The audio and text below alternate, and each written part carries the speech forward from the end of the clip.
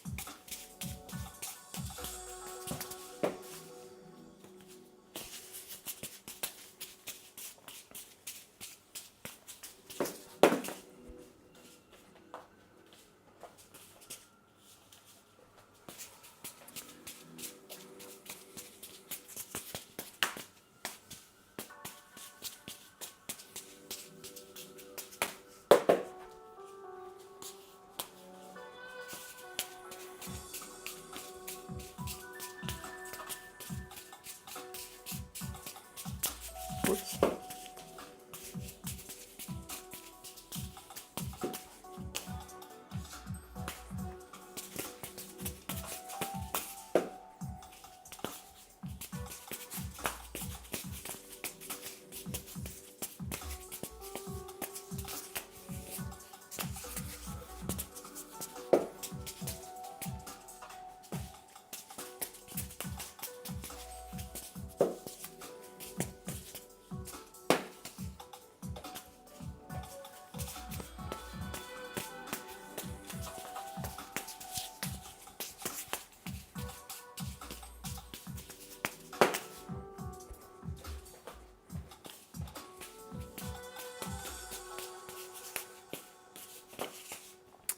My chat is saying welcome to the chat very many times, so I'm not sure if I have been seeing any messages, if they have been coming in.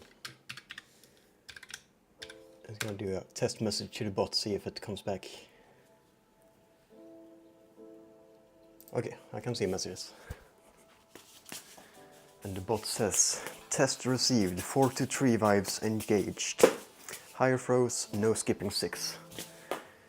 I don't know, might be skipping 6 today. We will see.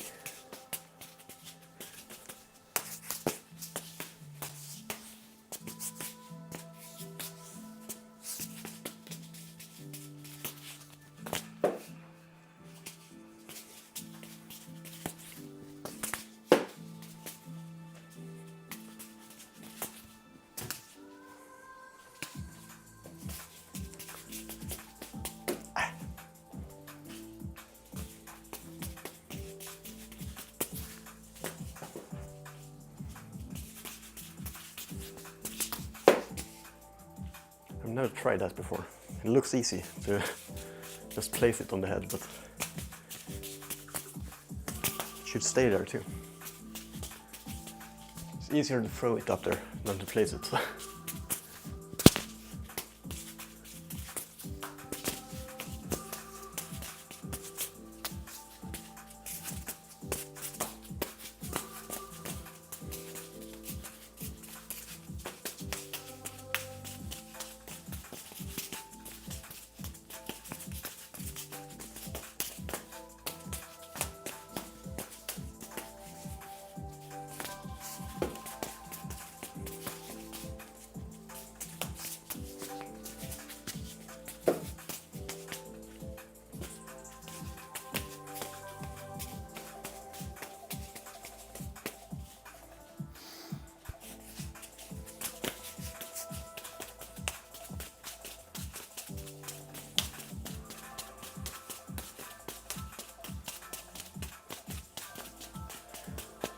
I'm gonna see what comes up if I go into this track, because this is the vibe I want to juggle to.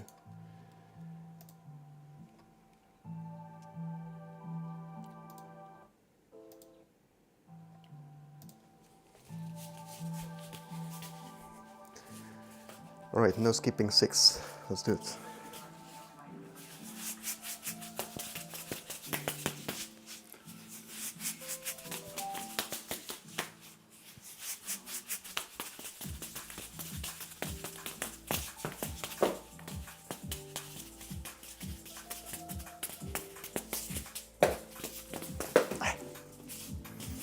Stupid drops.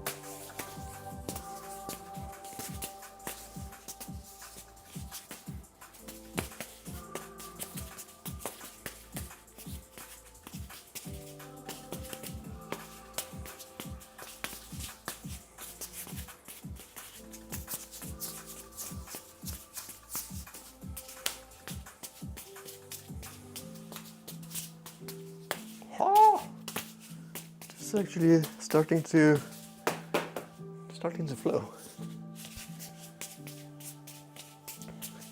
I've been struggling with that trick for so long. Now it's consistently getting better. But every time I say it gets better, I jinx it, and it's bad again.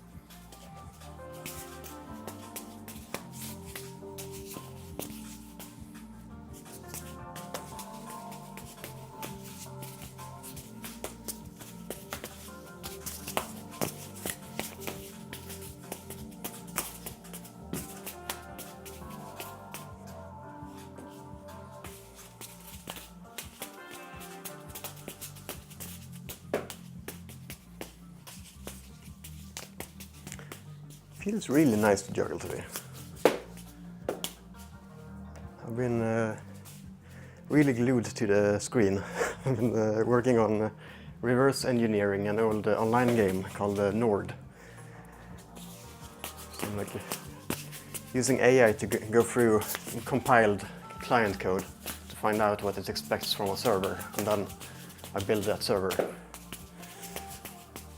So now there is a game that hasn't been able to boot in over 10 years. And now it's starting. You're able to go into it, you can run around, you can chat. And after today you can even become friends with people. The friend system is in place.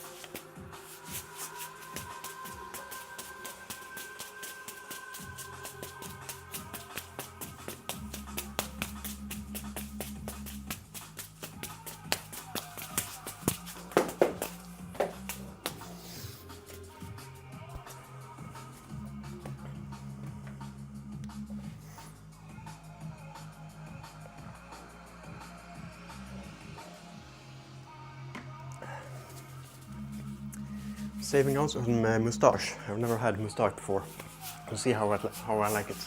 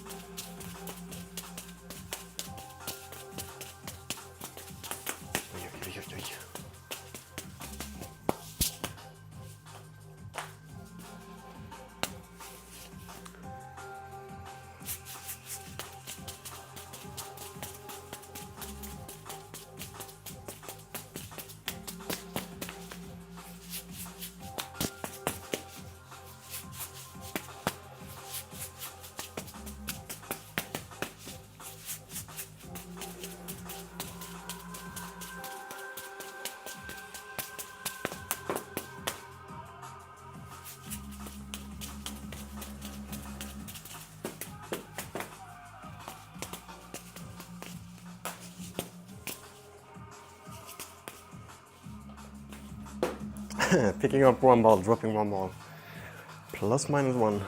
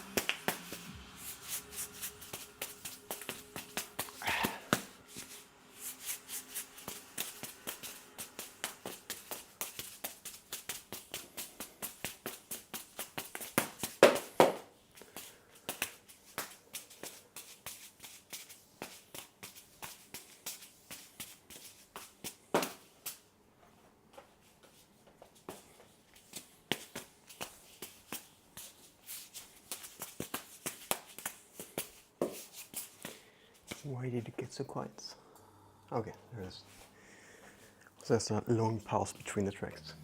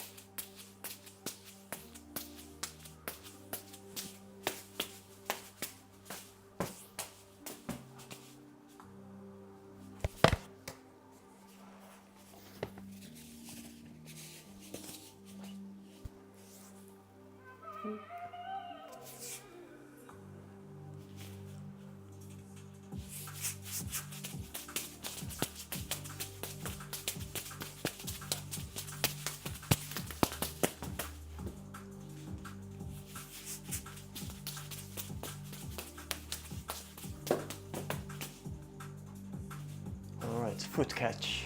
Let's do it. First try. Ooh, that was close. Let's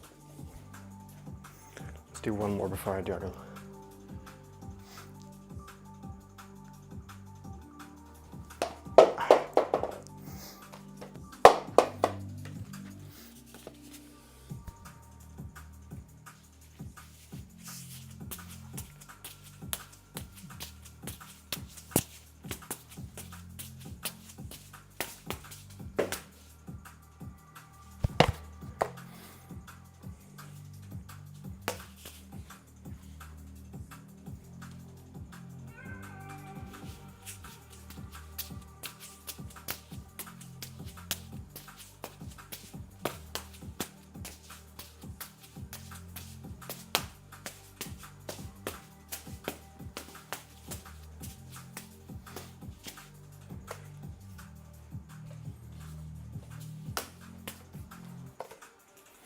And it's actually the club with a rusty screw. I want...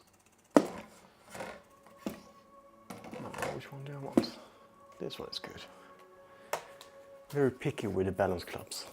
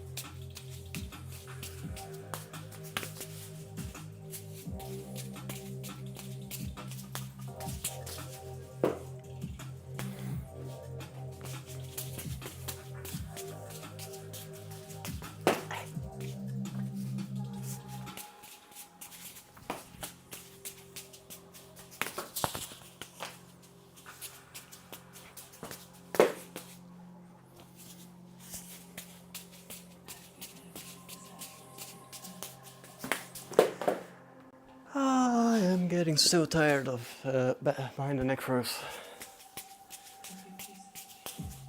But as I said earlier, it has gotten better. It just shifts wildly from being able to do it to not being able to do it.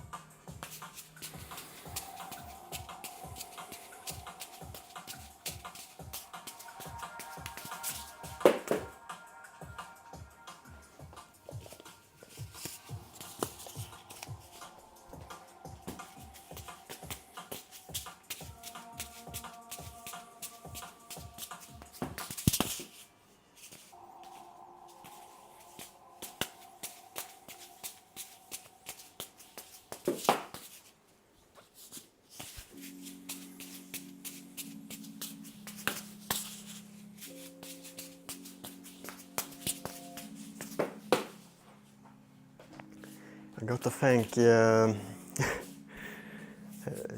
ChatGPT Plus for their weekly limit on codex usage, because if it wouldn't have been for that weekly limit, I would have probably kept working on Nord. It's nice to take a little bit of a break, get back to juggling again. It's been a few days now where I haven't really focused on much else.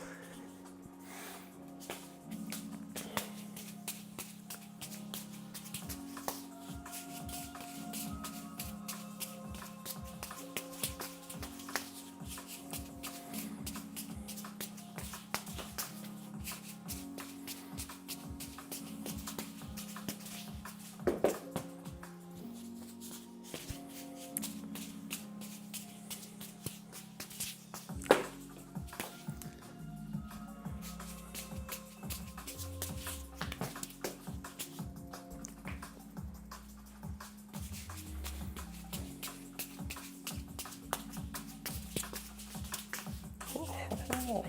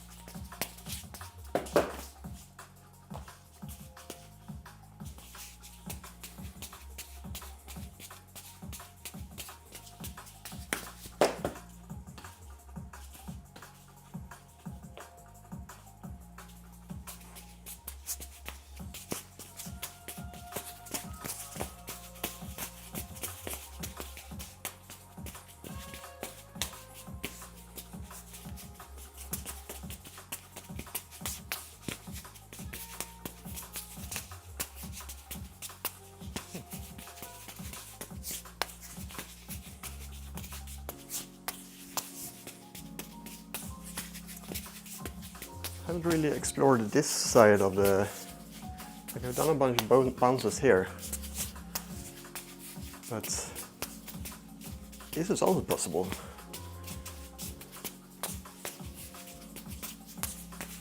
I don't know how it looks. Probably looks super stupid.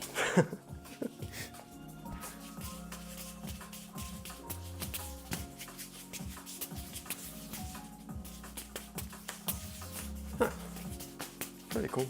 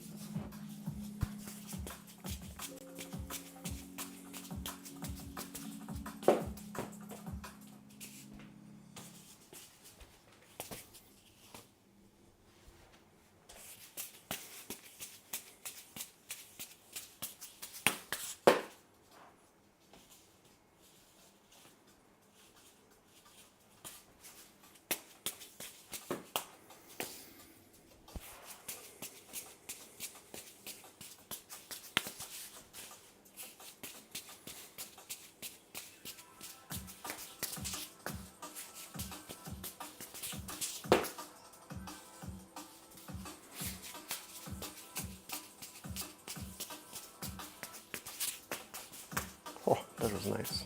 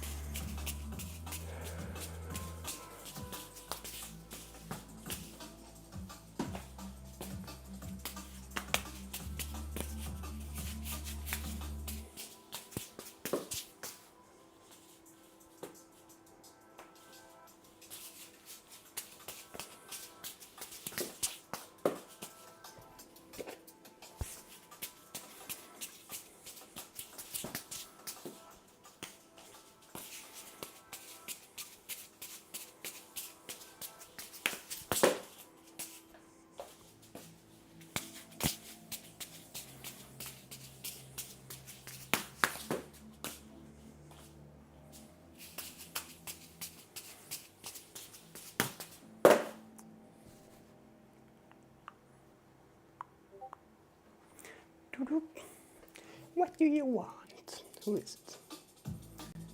Ah.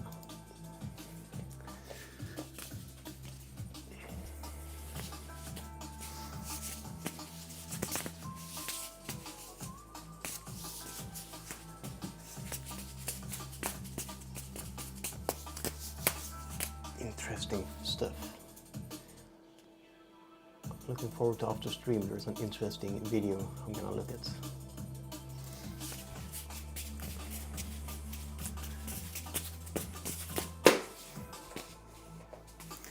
Actually, I could practice juggling and look at that at the same time. Let's do that. We could bring it up to this thing. Hang on.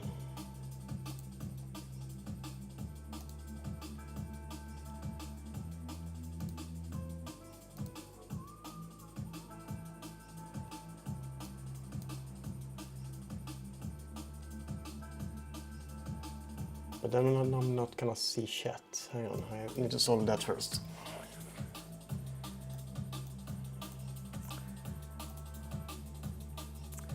Pop out chat.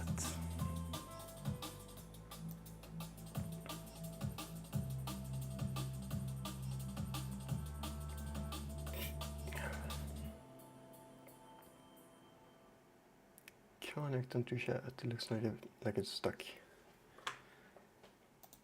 Hang on.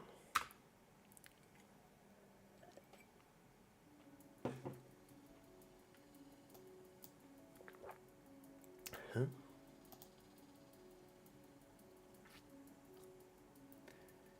Oh no.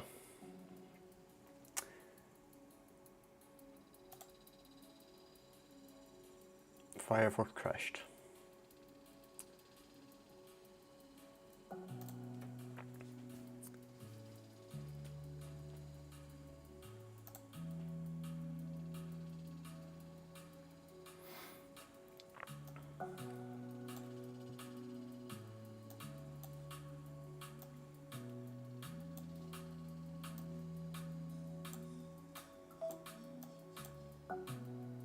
No, things are crashing again. Why is this happening? Everything froze. No, not everything. Only Firefox again. Fun. Let's open chat here.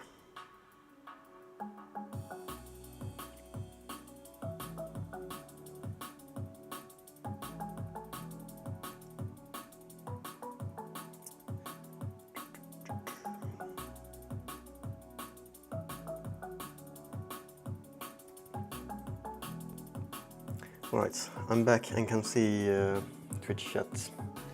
Now let's see if we can get Firefox up and running again.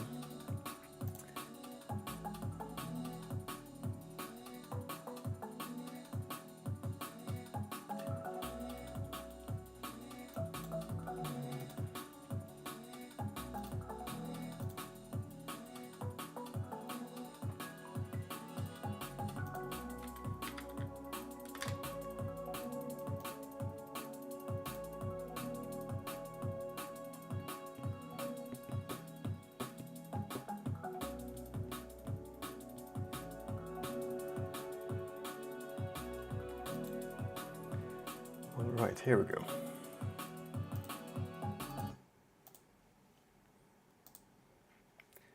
Then we can make me a little bit small, a little bit bigger, because I'm gonna practice juggling at the same time as I'm looking at this. It's the middle of the 80s. An engineer and businessman Bill Lowy is composing himself for the meeting of a lifetime. He had been granted a meeting with the corporate management community. The all-powerful council decided the direction of one of the biggest, most valuable and technologically advanced companies in the country and the world. IBM, International Business Machines. At the time, IBM was synonymous with computers, and their mainframes powered everything from big banks to the space program. But as Lowy faced the CFC, he's there to promise the one thing we don't have, a home computer. There's rumors that Apple is about to go public. It's very obvious that home computers are here to stay, and thanks to spreadsheet software, more and more businesses are adopting them too. And yet, this is a space where IBM Wait, this is not has chat. no presence on. Mr. Lowe, you know as well as us, we tried the That is shit. 5100 series, and yet that was a resounding failure. What do you propose that is any different? Simple. For this type of product, our strict corporate culture is just not working. We cannot do this within the culture of IBM, so we need to acquire another company. Well, if that's the case, why don't you take your own independent business unit to our labs in Florida and develop this computer outside of the culture of IBM? Great. So the company I suggest we acquire is Atari. I'm sorry, what? It is up to you to recruit the engineers you need and present us a prototype in a month. Prove to us that this is something you can build outside of IBM culture, and then we will authorize your plan for a personal computer. Lowy returns to Florida with enough funding to recruit a small group of specialized engineers who got right into brainstorming how to pull an impossible project together. Even if the product is ready in a month, the final product will have to be developed in just a year. In a traditional IBM project, complete control will be demanded on every element of the product, and careful testing of every component will be needed, which will require at least 2 years for a prototype to be put together. So, by sheer necessity, they had to do the complete opposite. Every principal component, from the CPU to the operating system, was being bought from external companies, and the whole device will use an open architecture that made component swapping and developing of peripherals easier. This was a radical departure of how IBM operated at the time, but they had no choice. If they were going to finish the product in time, software and hardware had to be developed independently from existing parts, something that would have been much more difficult than a closed architecture. As long as IBM controlled and patented the BIOS, the basic level of firmware that made everything work together, they could retain control of the whole ecosystem, even if every part was not made by them. And since it was copyrighted, no one could use the BIOS without their permission. No one could be that stupid. And so the search began for every key component, starting with the CPU. If this was going to be a 16-bit machine, there were a variety of options for CPUs in the market, from the likes of Texas Instruments, Motorola, and others. In fact, Federico Pagin, the inventor of the microprocessor, which we interviewed and covered his story in a couple of previous videos, had split from Intel and created a processor company called Zilog, which had a promising 16-bit processor in the works. However, Zilog was owned by oil company Exxon.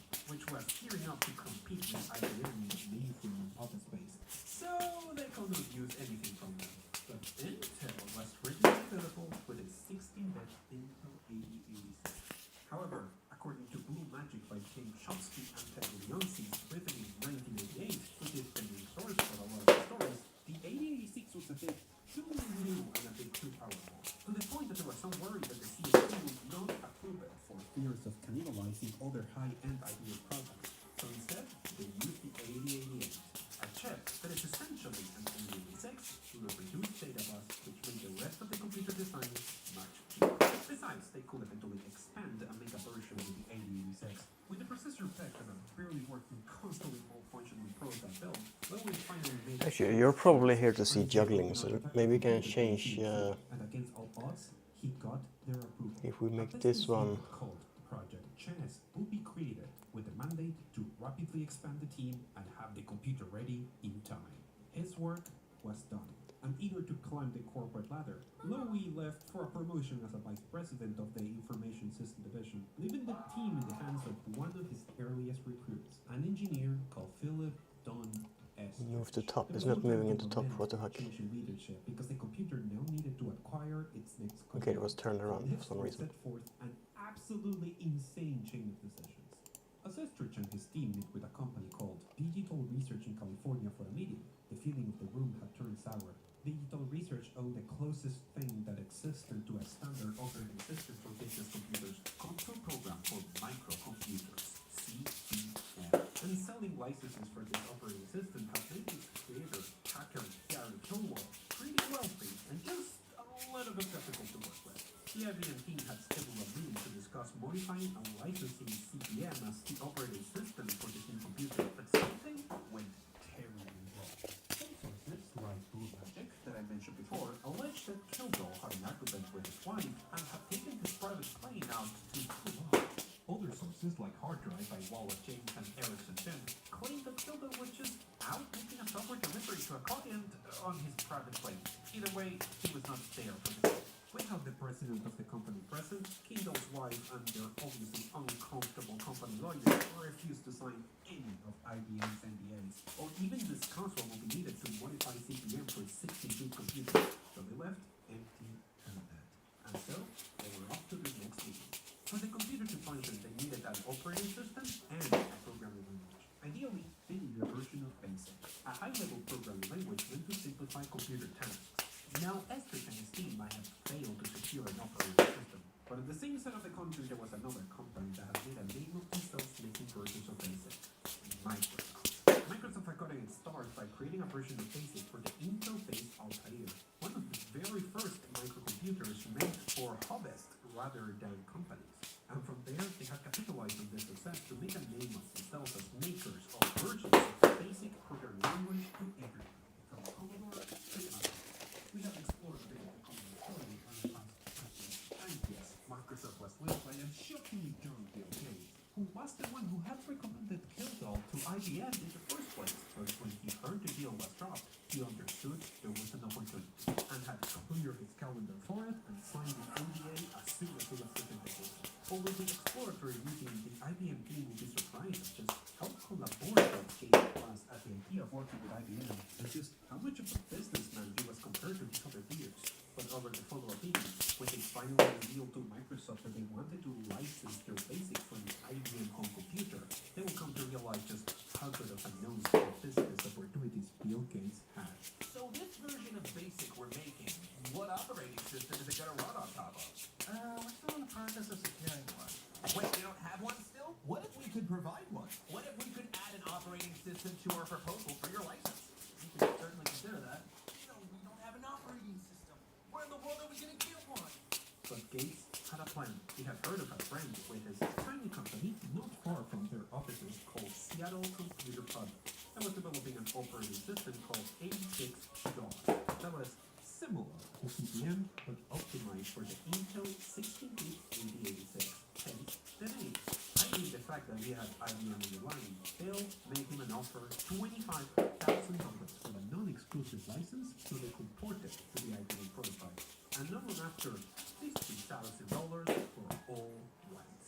Less than $100,000 for an operating system he will license to IBM for millions. With a non-exclusive license. How did Bill Gates manage to get away with licensing this new operating system to IBM non-exclusively is it's an area of active discussion, but there are some good ideas as to what happened. One thing that I have failed to mention is that right around this time of our story, IBM was recovering from a very close encounter with the US government. In 1969, the Department of Justice sued IBM for attempting to monopolize the computer marketplace. The idea was for IBM to be broken into smaller companies. By the time of our story, IBM had nearly won the lawsuit, but a general paranoia of looking like a monopoly dominated this culture, and this might have been what happened. Not all fairy tales have happy endings by Sierra founder Ken Williams, which we made a two-part series about. It is explained that the IBM software contract Sierra received in the 80s had a pretty generous non-exclusive clause that made it pretty clear vendors could sell their software to IBM's competitors. Let's call it a "we're not a monopoly, we promise" clause. Now, I have found no direct source ever to claim that the Microsoft contract was similar, but it's very possible that this was also present on the contract bill page 5, which gave them full power to sell and stuff to any competitors if the chance ever presented itself. August 12, 1981, New York City. Almost a year to the day from Lowe's fateful promise, the day everyone had been waiting for. Hundreds of IBM employees had worked incredibly hard around the clock to have the product ready for a public review. Problems of all shapes and sizes had neared the project at every corner. It was just a few days ago that a task force had flown on a private jet to every warehouse to add insulating paper around the power supply of every unit to avoid a last-second electrical problem that would shock users. But it was all worth it. Given the crazy amount of suppliers involved in this project, most of the details had been leaked to the press already, many of which were not super fascinated about this weird IBM experiment, but the team knew better. This was the time to shine. A fully usable computer with one disk drive, 16 kilobytes of RAM, and a 1595 home computers were no longer a toy for nerds and thinkers. With the IBM logo on the front, the PC was ready for business. Quite literally, Microsoft had worked up to the last second to have any stock and their release software ready for launch, but they knew this was a huge opportunity that they needed to seize. With a release slate of software that included Microsoft Basic, BasiCalc for spreadsheets, Easy Writer for word processing, and even a text game called Microsoft Adventure, based on the original philosophy of Adventure to Marketplace Express. Apple reacted to this news with a slightly mocking ad and a technological rivalry between the Microsoft Power IBM PC and Apple computers began. And as long as IBM controlled the proprietary BIOS of the PC, they alone could control their side of the battle and capitalize on this new formula. Whoever controlled the BIOS will control the PC.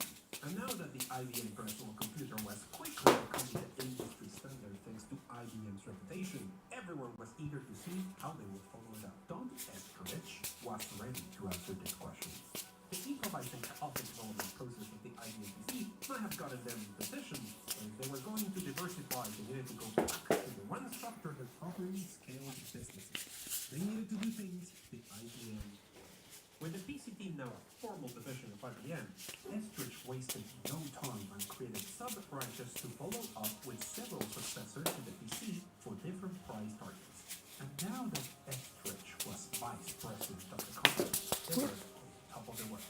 But what they didn't know, that something was about to happen that was evident in their plans for complete industry domination. As IBM takes over the business world, electrical engineer Rob Canyon sits in his breakfast room and plays around with one of the first portable computers and dreams of making his own portable computer as a product. He used to work on electronic giant Texas Instruments, and him and a couple of friends were in the process of leaving to form their own computer company. But as Canyon explores ideas around portable computers, he can't shake a sense of dread. Computers at the time were like game consoles. Software had to be ported to each one, and since everyone could use an entirely different architecture, the process could be tremendously costly. There was no way a small company could convince developers to port software to the computers, no matter how good it was. And without software, they had no chance of success. But then, he was struck by a particular idea. What if they could build a portable computer that could run all software already written for the extremely successful IBM PC? The idea was not impossible. Since the IBM PC was made from components from other companies, they could secure the same processor fundamentals, similar components for the rest of the peripherals, and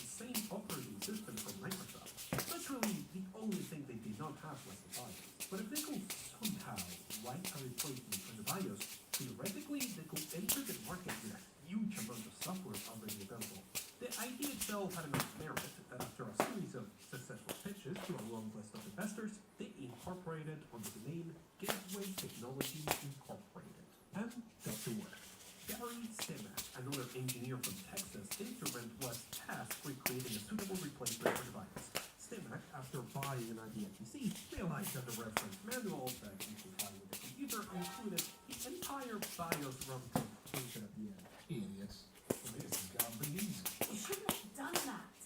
What? You didn't think of consulting with me, the company lawyer, before doing this? This code is copyrighted by IBM, and you just contaminated yourself. Any BIOS code that you write will be derivative of this one, and IBM could sue us out of existence.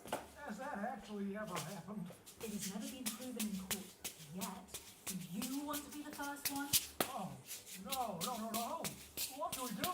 Do you have any programmers that you are certain have never looked at this manual? Hey, have you ever owned an IBM PC? What? Good.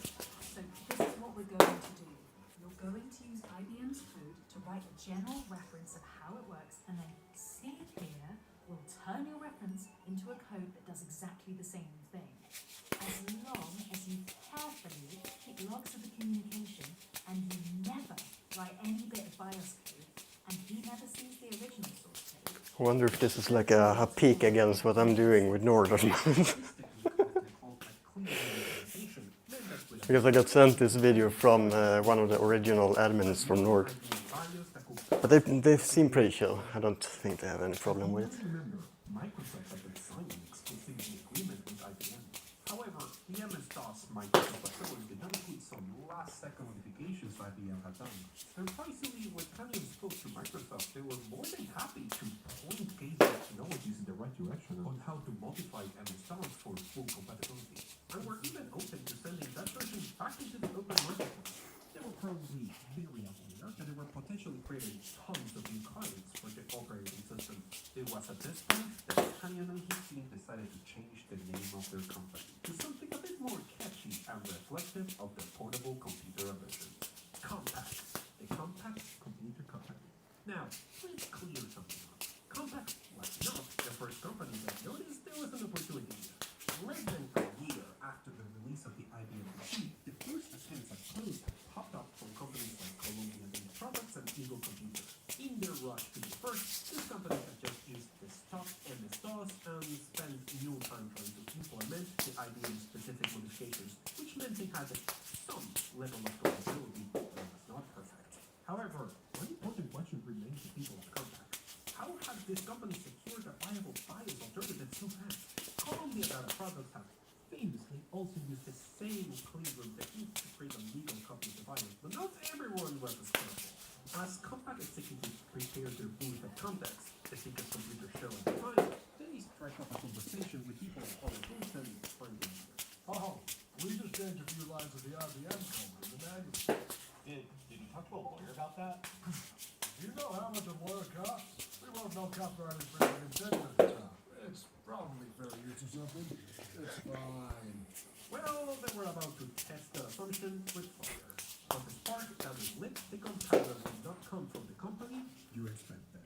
This is when the ACE 1000 series from Franklin Computers, a clone computer, was not of the IBM variety, but of the old, but still tremendously popular Apple II. The story here is simple. Engineers at Franklin have straight up copied the ROM, the closest thing the Apple II has to BIOS, in order to create a device capable of running Apple II software. But a few months after its release, Apple Computers sued Franklin, alleging that the ROM they had copied was their copyright property. And the United States Court of Appeals of the Third Circuit determined for the first time that copyright applied to BIOS code. And as you can imagine, lawyers at IBM were probably this pile of business. As soon as the verdict was handed, IBM lawyers went to the rampage, suing every company they could find that had copied the BIOS code in their documentation. But lo and behold, they skipped over Compact. The lawyer had been right. Compact owned one of the only compatible, legally safe BIOS clones. The floodgates were open. With someone thinking you could legally reverse engineer the BIOS, the control of the ecosystem was lost. But IBM refused to quit. The PC had been their invention, and if a way to stop these clones legally, they will crush them under their superior products. And they better move fast, because Compaq was moving into the coveted third place in the industry, underneath IBM and Apple. And given that Apple was on a completely different architecture, this was concerning to IBM. So the obvious next step for IBM was to compete with them and crush them over the IBM brand with the introduction of the IBM Portable. And the perception was not what they expected. The IBM Portable was slower and heavier than the Compaq and did not have a dual resolution screen and had an option for a hard drive. What was required? Were code makers actually beginning to be more technologically advanced than IBM itself? By June 1994, Compaq fired back with the Desk Pro, a full desktop computer. Now it was Compaq who was releasing products directly replying to IBM, and theirs were in many ways better. As technology improves at breakneck paces and competition between IBM, Compaq, and every code maker ramps up, IBM market share got smaller and smaller. It was time for a desperate move, and it will all come down to one interface. This is the PC Bus. The original IBM PC was designed in a way that will very easily allow expansion, such as sound cards or network cards, to be connected to the computer using the PC Bus, which was also very well documented to facilitate the development of those peripherals. But of course, the documentation meant that every clone maker copied it to make their computer compatible with the existing peripherals. And when IBM upgraded it to a higher bandwidth 16-bit 80 bus, which was backwards compatible, all clone makers followed. And as the industry prepared for the jump to a 32-bit bus, everyone expected IBM to release yet another version that was backwards compatible so they could proceed to copy it. But they were about to be tremendously shocked. April 1997, IBM introduces its second generation personal computer, an architecture dubbed PS2, Personal System number 2, meant to be a complete successor to the PC, and its core was a new advanced 32-bit bus called the Microchannel. Microchannel was completely incompatible with peripherals using the previous PC buses, and it was made with a proprietary IBM technology, which was available to license with a fee required for every device. The new IBM PS2 computers brought compatibility with every expansion card currently existing for the PC format. According to IBM, the reason being compatibility will limit the performance of PC bus, but in reality, IBM was betting everything on the fact that it was their architecture everyone was following, and if every clone maker wanted to keep up, they will have to license microchannels from them. Finally, IBM could regain control of the PC ecosystem. Compaq Conference Room CCA4. I have a hard time believing you have no option but to switch to some version of microchannel and break compatibility with every peripheral. We could be giving the entire industry back into the hands of IBM on a silver platter. There's gotta be a better way. The problem is, it's not just us, it's the entire industry. What IBM does, everyone else follows. Right. What if some neutral organization like IEEE develops a new open standard? That could work if we had years of this, but there's no time. Their announcement is out. Unless a competing format shows up, soon there will be absolutely no chance of stopping us. Right. And we develop our own ourselves. We make a 32-bit bus that is backwards compatible with 8-bit and 16-bit bus, so we have an advantage of compatibility. Aren't we just reproducing the problem? Now people are going to have to license from us, and they're not going to choose Compaq over IBM. No, we develop the entire technology and give it away.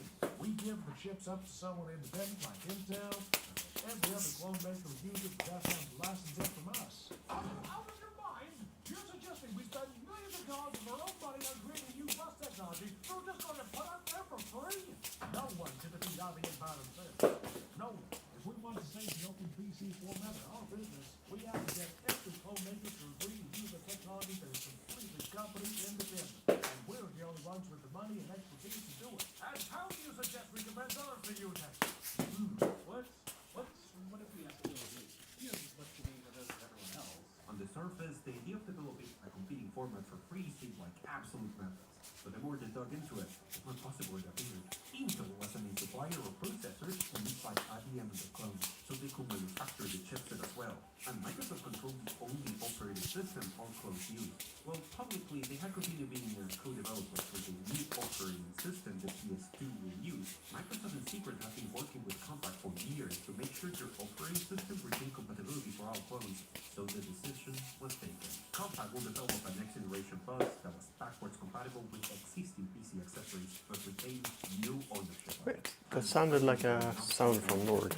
So we could finally decouple the busy industry as I didn't read the message he sent with the video, but I saw the word Nord, so maybe that's what he meant. For a long time, people had referenced the connector as the IBM PC bus or the IBM HP bus.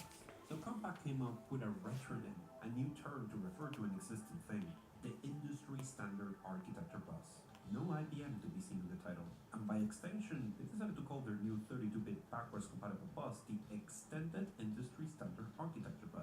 It was a Yo, good let's take a juggling break, or I mean a break from juggling and go into Nord, because wide skepticism. it looks like the original admin has joined my server eventually, if he's not on the local server. Let's see, did he create an account?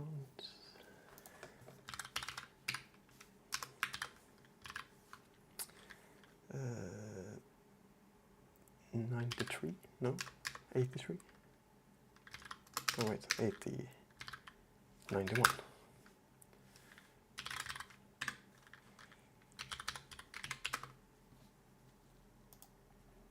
It is.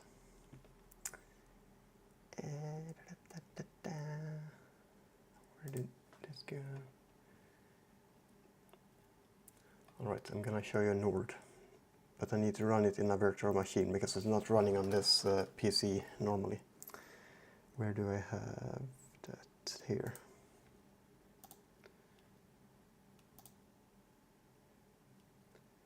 Whoops. Resume.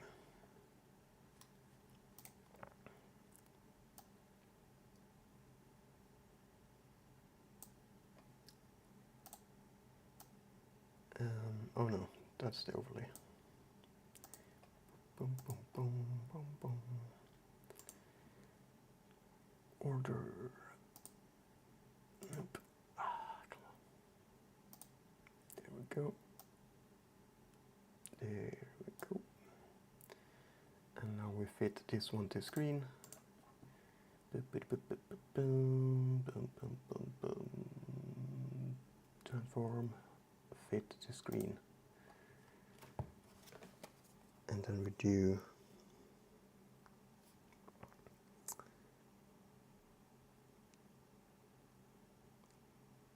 Is there an issue with Twitch today?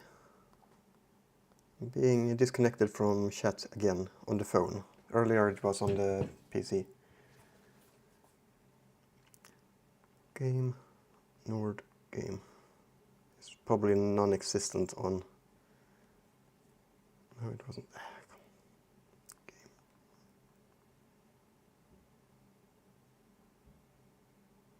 Noragami, that's not the game. Game Nord. Is there a game called Nord? Oh, yeah, there is.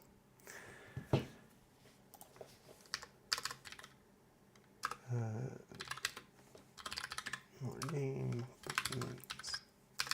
Run. Nord. No. SH. There we go.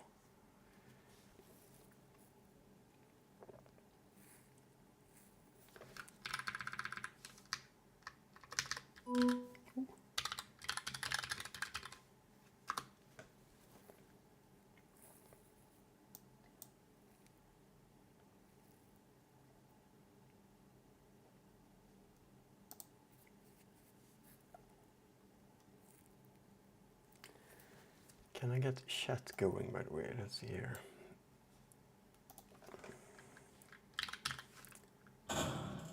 Whoa.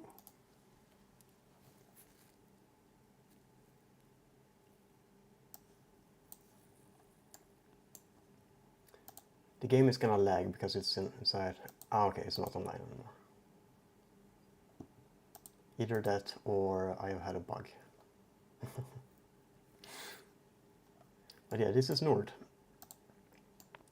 This is my strange admin village.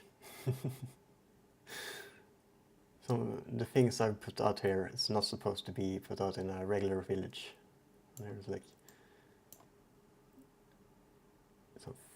Silver fishes.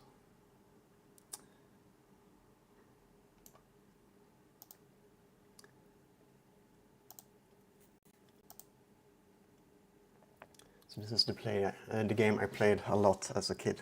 So it's like reliving my childhood now, reverse engineering this.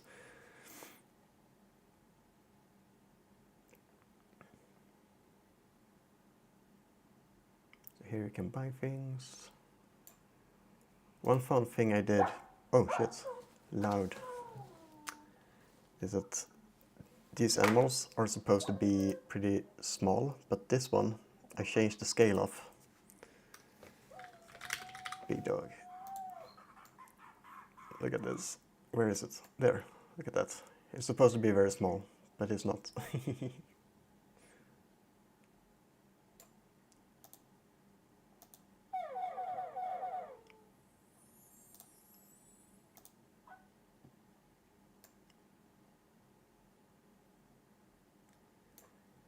But now I'm curious. The game Nord that it did catch when I switched on Twitch, I'm pretty sure that it's not the Nord I'm thinking of. So what game am I playing on Twitch? Should go directly to me.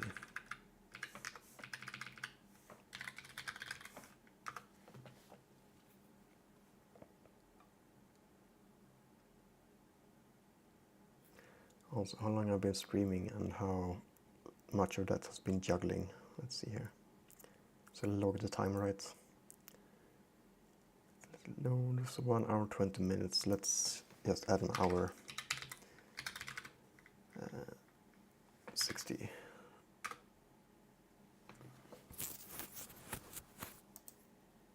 Category Nord. Okay, it doesn't recognize it as a specific. Oh, it does. Puzzle, RPG, MMO. It might be UNIV. Is it the one?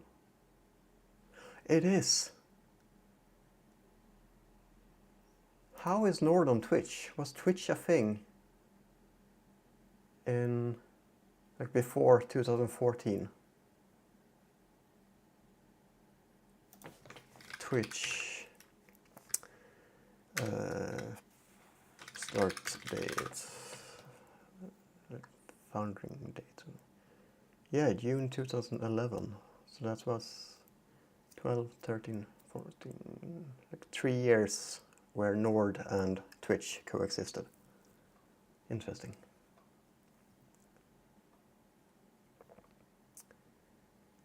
Do you want to see more admin powers on Nord?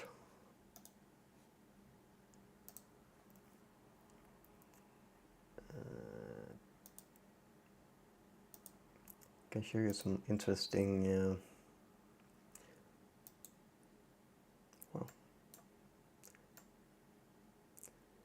interesting building pieces.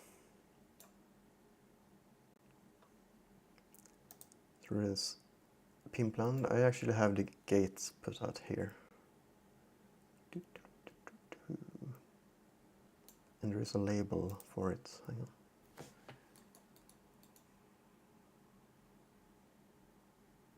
Wait, hang on, why is... Oh, there. Whoa. Whee! There's this special island thing that was like an event in Nord pretty early in its existence. So all these things in these special menus are were normally not available for players to play around with.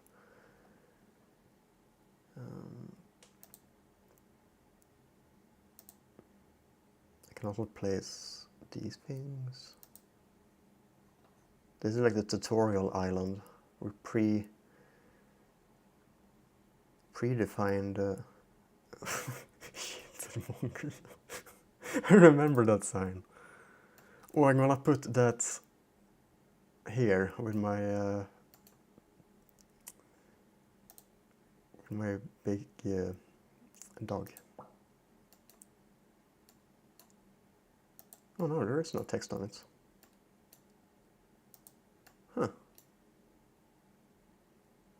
They probably cleared that from the code then after they removed that village, but the things were still there. The village where we're just visiting, that's also special things that should not be placeable by normal players. Let's put one of these out.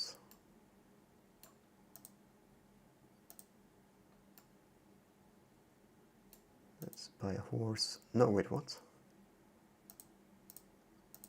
The horse shop gives the same things as that one over there.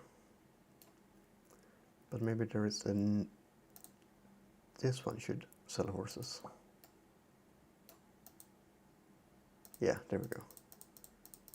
This is horses, I promise. Which one do you want? There is a zebra, I remember that. There it is.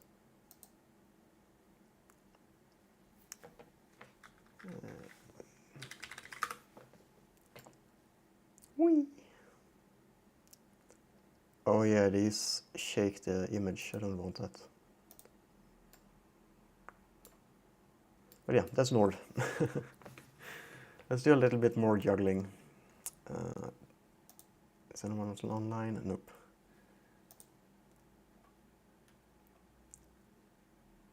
Also, I'll start the music again. Boom.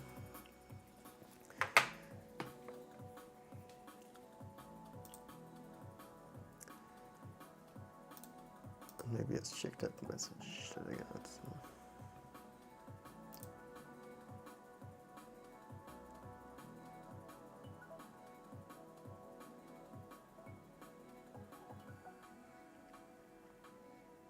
Okay, so what he said was that video we were looking at, it's about clean room implementation, pretty much what I'm doing with Nord at the moment. Like I'm not publishing the original code. I'm seeing how that code looks, and then I build things based on that.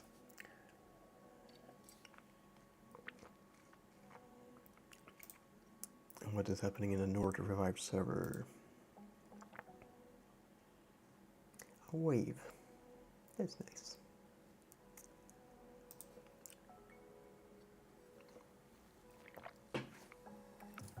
Is anyone here today? It's been a stream for 1 hour and 27 minutes and I haven't got a single message. On Twitch, that is.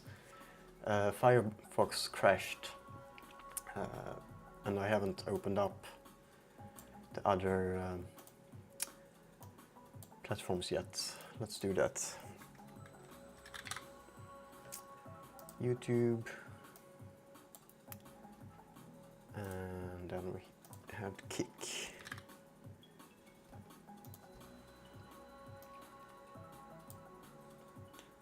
Should probably close the virtual machine because that is using a lot of resources. Shabam.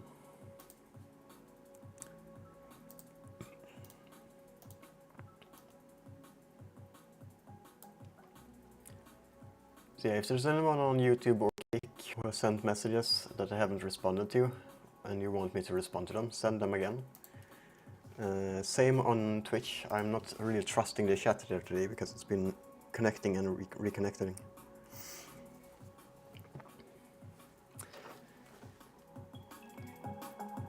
But yeah, back to juggling, and the time is 21:15.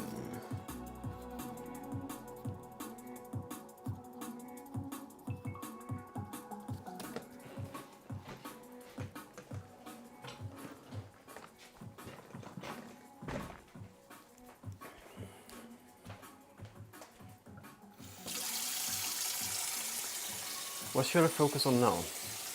I haven't done a lot of balancing today. I did a little bit of balancing and back crosses. But that's it in that category.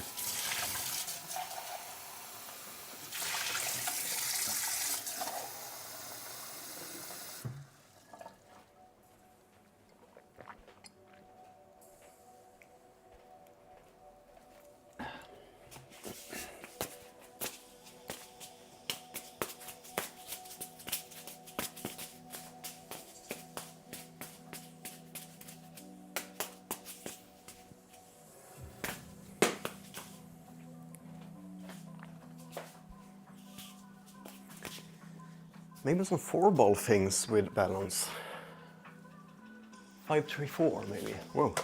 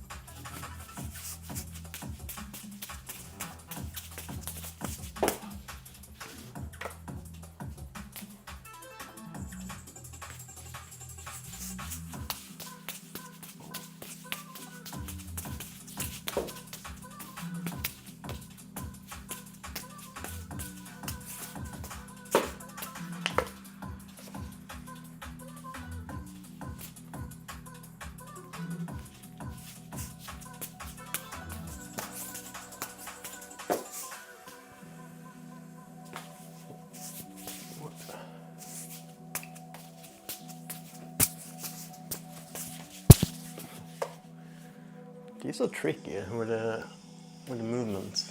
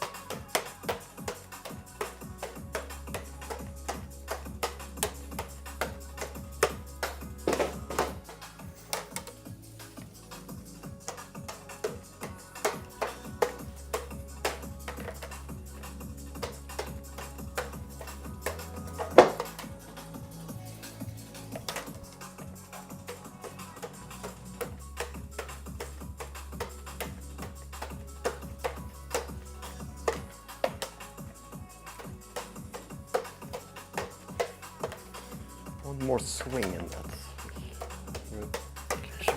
No. I don't know.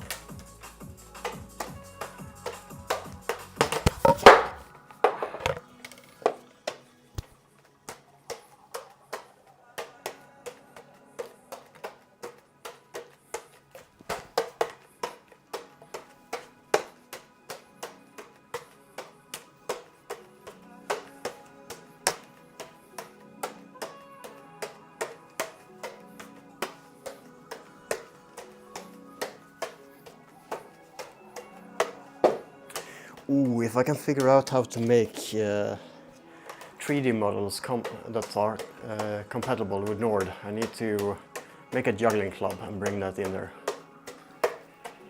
I think it might be tricky because the format is...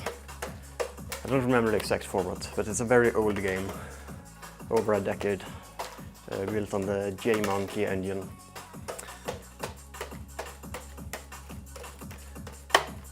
So even though the original models have been OBG, probably, they have been converted and compressed into a J-Monkey engine specific file format.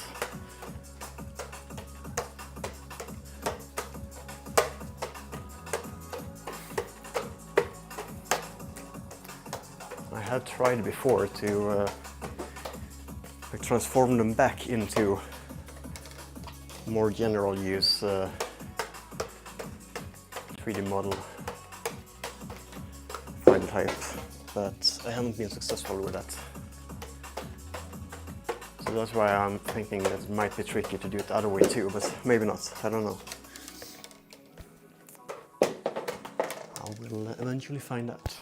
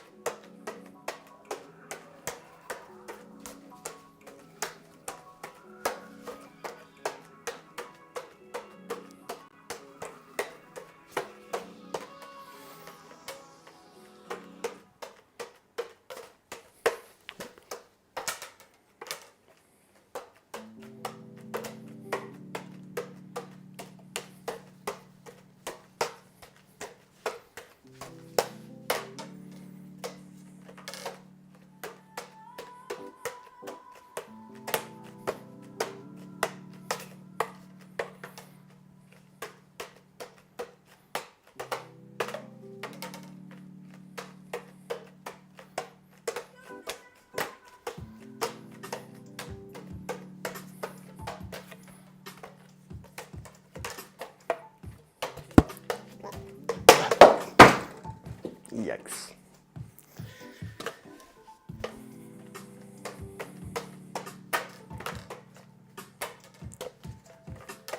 Hang on, how did Anthony Bottas send a message when he was the one who sent the message earlier? That's not supposed to happen. Oh, but it's two different bots running it. But still, it should check.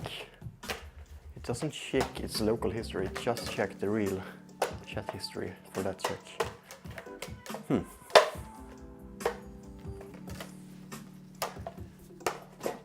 Guess Anthony Bottas is just having a chatty day.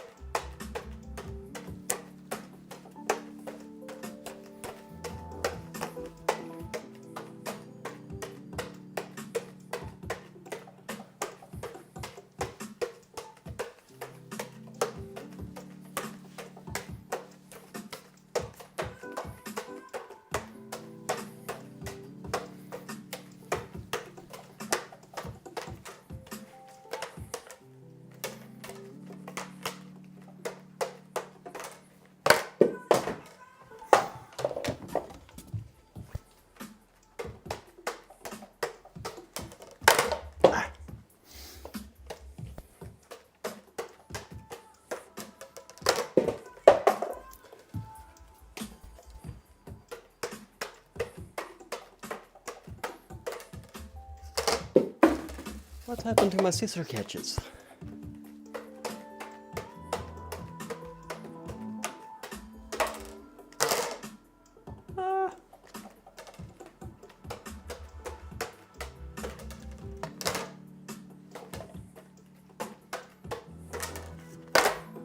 That's better.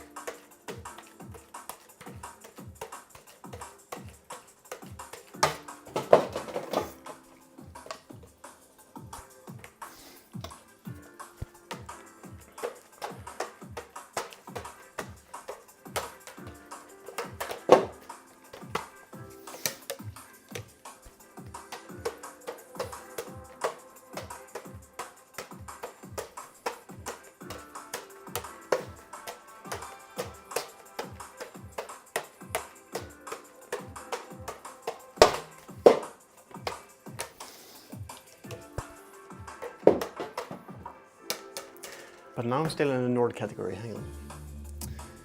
Back to, we can take just chatting for a bit.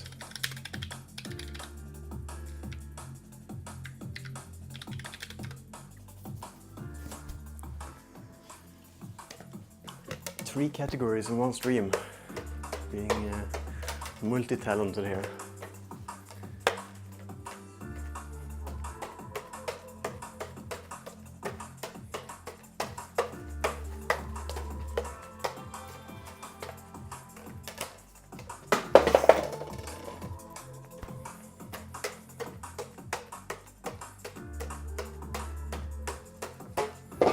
If I want to stream Nord when I'm a little bit further with the progress and it's actually playable, like you can spend coins and get coins by leveling, you can't do that yet. You can level and stuff, but nothing costs money. Well, some things do.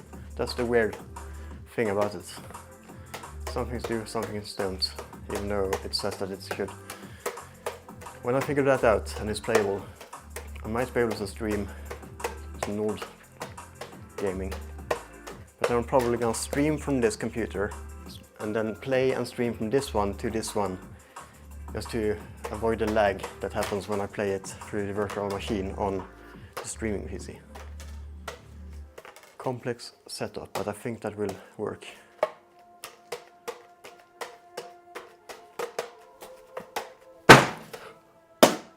Ooh. My neighbors hate me.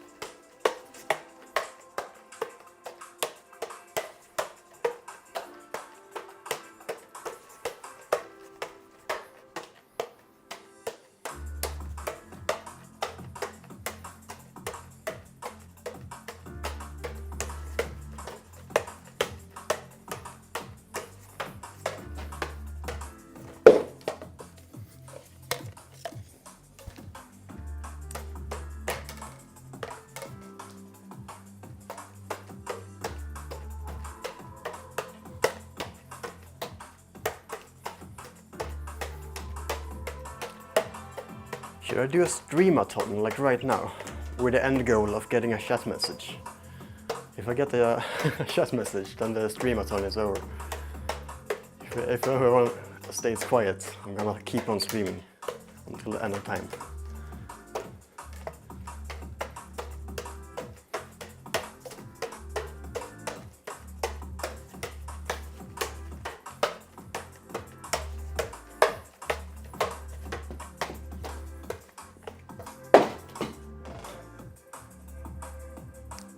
I should chill down with clubs. I don't usually juggle clubs, and now I feel like I'm starting to get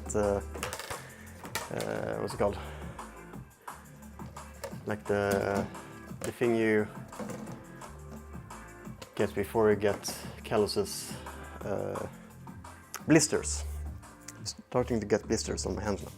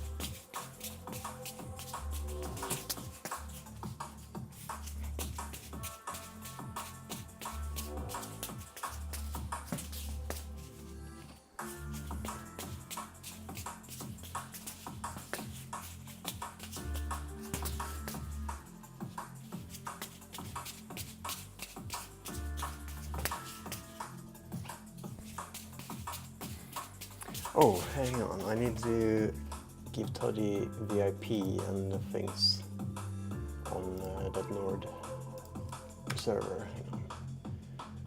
Bam. VIP, he can be an admin. He has been admin before. But my type of admin here will give him even more powers than he had as an admin on the regular client, because I patched it so that the admin badge unlocks everything. I mean, they probably had access to that before, but through a separate client.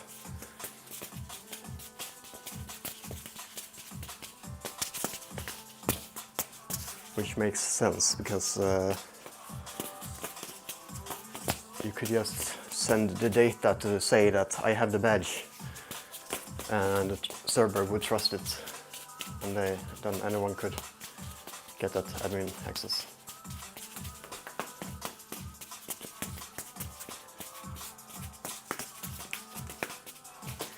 But this remake, this server creation from reverse engineering, it's more like a fun project. It's not meant to be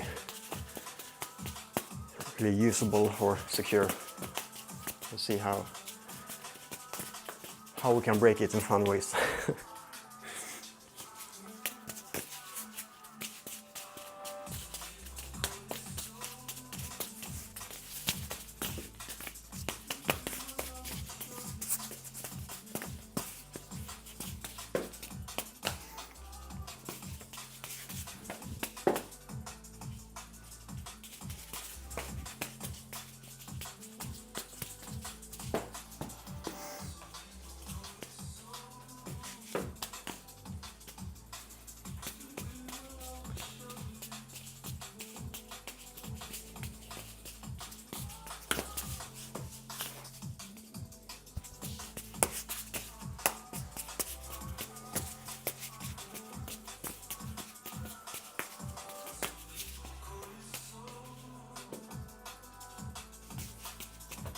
The fuck?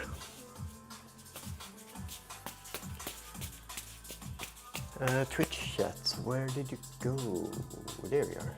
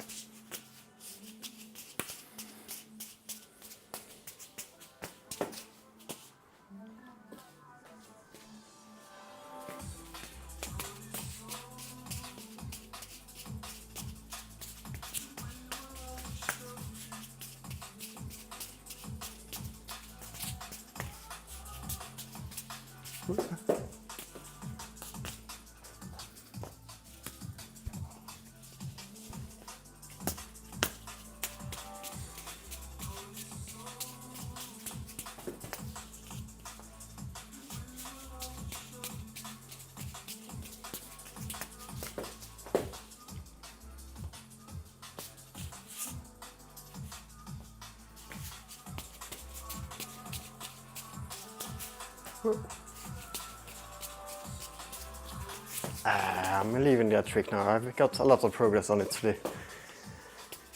I don't need to like beat it to death until I don't like it anymore.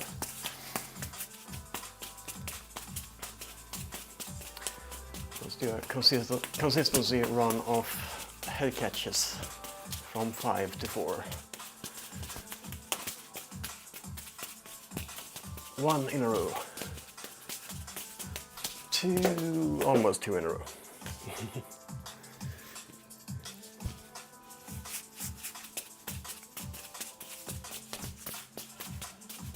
1, 2,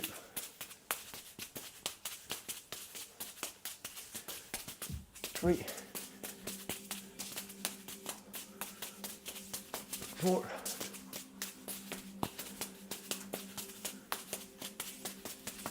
5. Oh, that was shaky.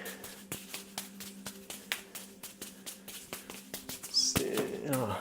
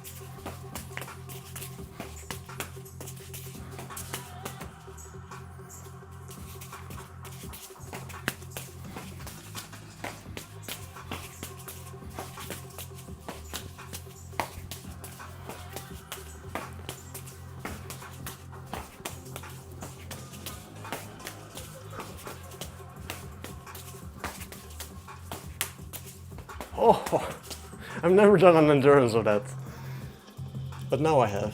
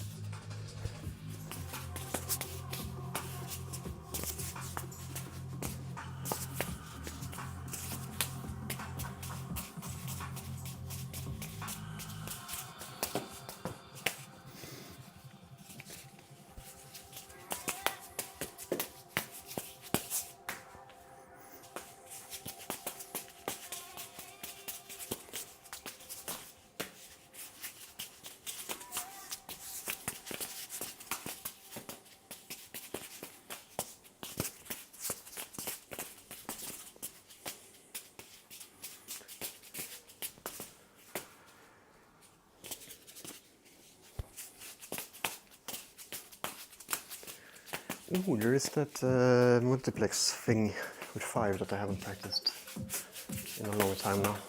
I forgot I was working on it. 6x4, yeah, 4x6.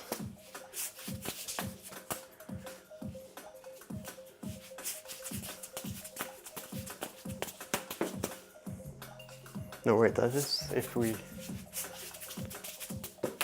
Yeah, the 4s are only going here, so it's just 6x4 in sync.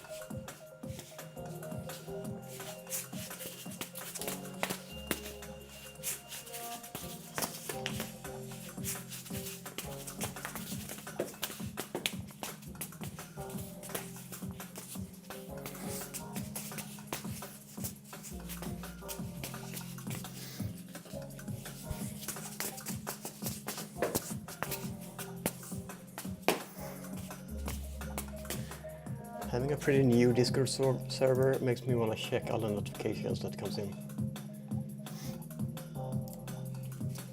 Right, I'm up to date.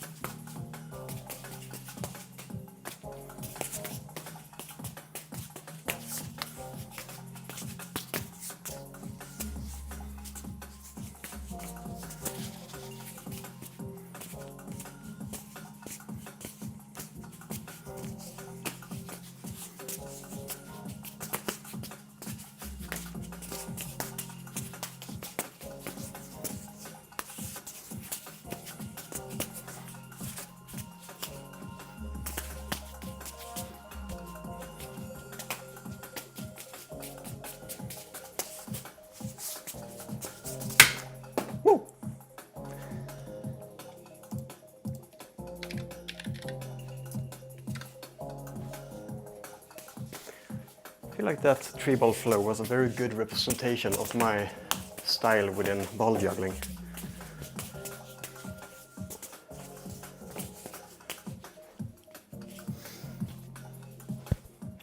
My flow style within ball juggling. I'm also a big fan of very clean, repeatable patterns.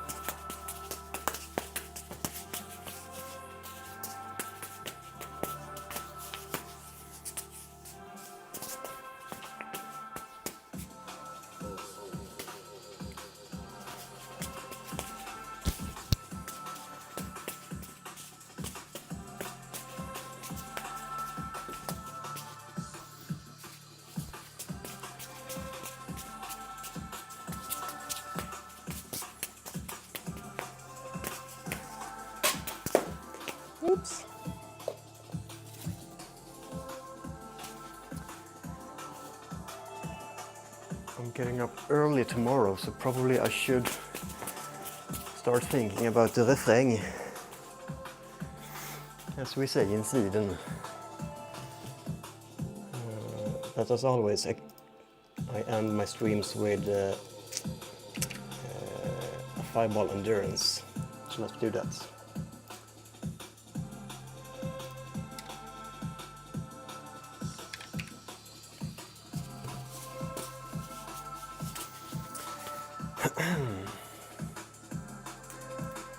All right, 5, 4, 3, 2, 1, and go.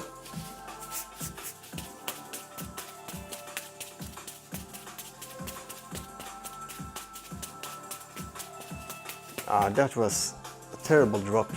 I shouldn't have dropped there. 3, 2, 1, and go. Try number 2.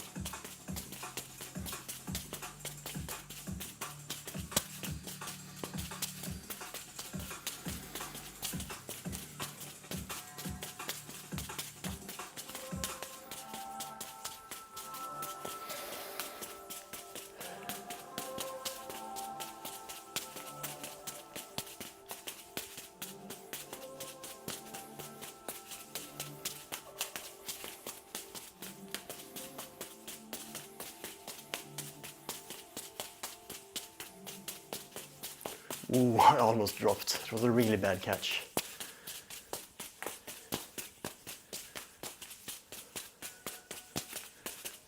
It was like caught between my thumb and pointing finger. Index finger, that's the word. It's called pekfinger in Swedish, so I just directly translated it to pointing finger.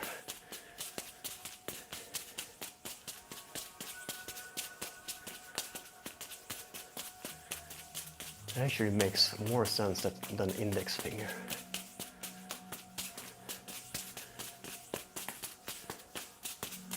How often do you index things with your finger? It's more often that you point at things with your finger. So pointing finger it is.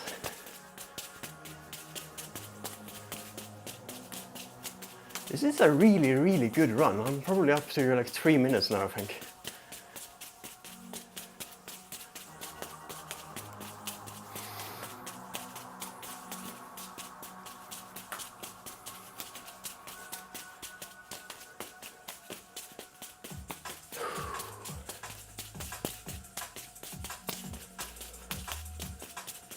Getting a little bit tired in the arms.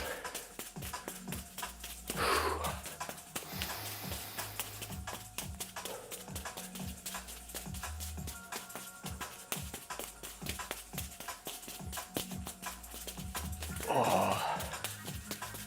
Yeah, this is where I feel like the limit is approaching.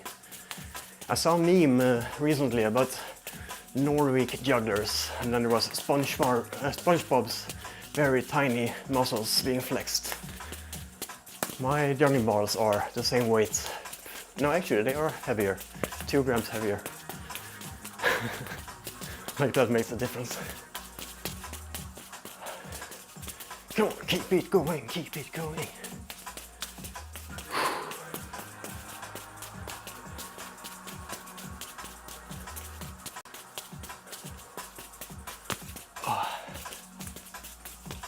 You can probably see that I'm tired now. Every throw is an effort. Oh.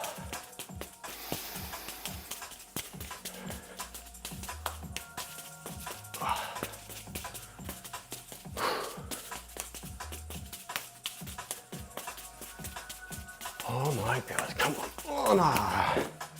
Oh, half a minute away from my personal best. Couldn't I just have gotten another half a minute and like 10 seconds more? That would have been great. Hey Marvin, welcome in. Catching the end of the stream. Oh.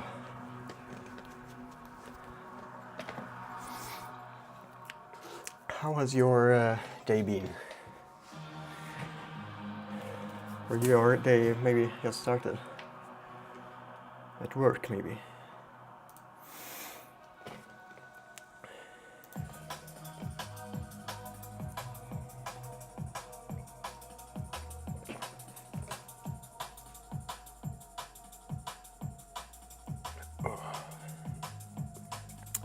This is a really good stretch for the biceps, to get them out here in that position and then twist your hands down. Very good juggler stretch.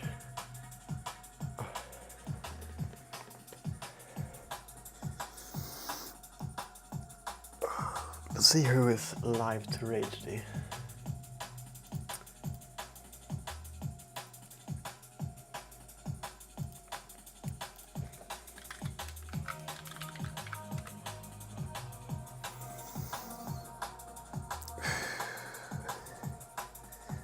Oh, and also juggling time from 21:15 because we had a break. It's 21:15 to 21:55. That is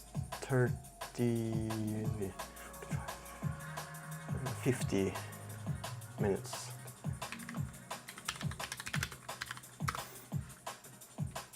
So I've juggled for 1 hour and 50 minutes today in this stream.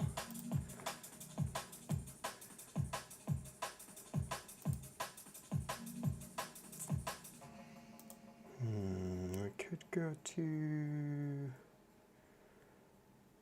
Astrolivical today. No, Luria is live. Runscaping and chatting, but maybe we can see some juggling there too. Luria is a regular here in the stream.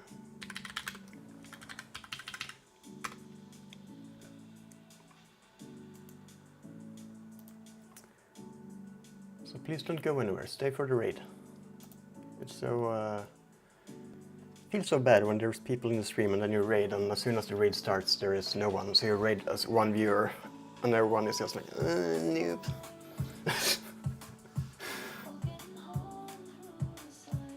Putting too much thought into it.